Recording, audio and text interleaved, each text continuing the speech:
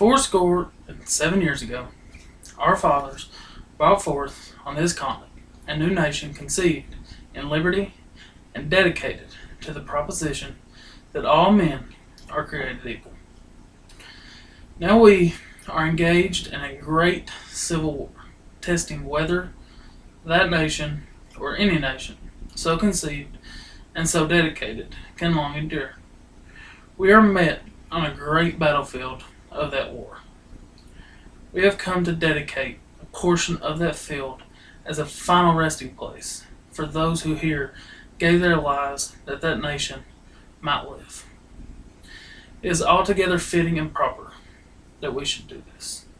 But in a larger sense, we cannot dedicate, we cannot consecrate, we cannot hallow this ground. The brave men, living and dead, who struggled here, have consecrated, far above our poor power to add or detract. The world will little note, nor long remember what we say here, but it can never forget what they did here. It is for us, the living, rather to be dedicated here to the unfinished work which they who fought here have thus far so nobly advanced. It is rather for us to be here, dedicated to the great task remaining before us, that from these honored dead we take increased devotion to that cause for which they gave the last full measure of devotion. That we here